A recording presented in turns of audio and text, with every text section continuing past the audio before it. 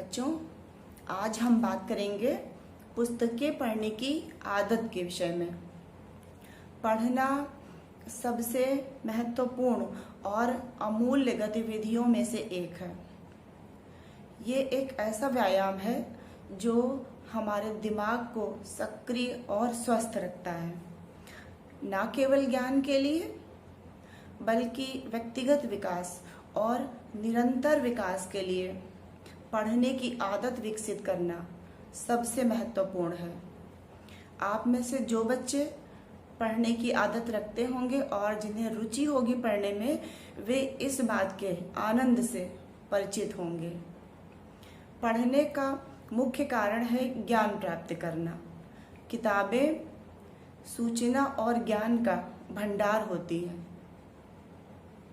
अनेक विषयों की विभिन्न पुस्तकें विषयों की सही जानकारी देती हैं, जिनसे हम जीवन में बहुत कुछ नया सीखते हैं। बच्चों, पढ़ने का दृष्टिकोण जीवन में एक नई सोच विकसित करता है। पुस्तकें सकारात्मक रूप से प्रभाव डालती हैं, जो हमें एक नई दिशा की ओर ले जाती हैं। जितना ही हम पढ़ते हैं उतना ही और अधिक पढ़ने के प्रति रुचि जागृत होती है। अच्छी पुस्तकें पढ़ने का मतलब है समय का अच्छा उपयोग करना। ये व्यस्त रहने का सबसे सही तरीका है। पढ़ना व्यक्तिगत संचार कौशल को बेहतर बनाकर आत्मविश्वास बढ़ाता है, साथ ही सामाजिक कौशल को भी स्वाभाविक रूप से बढ़ाता है। बच्चों, वास्तव में पुस्तकें हमारी सबसे अच्छी दोस्त होती हैं, क्योंकि हम उन पे भरोसा कर सकते हैं। अच्छी और प्रेरक किताबें हमेशा जीवन में सही राह की ओर ले जाती हैं। एक बार जब हम पढ़ने की आदत विकसित कर लेते हैं तो कभी बोर नहीं होते। पढ़ना मस्तिष्क के लिए सबसे अच्छा व्यायाम है। पुस्तकें पढ़ने से भाषा कौशल और शब्दावली विकसित होती है। पुस्तकें पढ़ना तनाव को कम करने का सबसे अच्छा तरीका है। पढ़ने से रचनात्मकता विकसित होती है।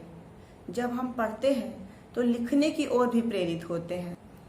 किताबें वास्तव में हमारे जीवन को बदल सकती हैं।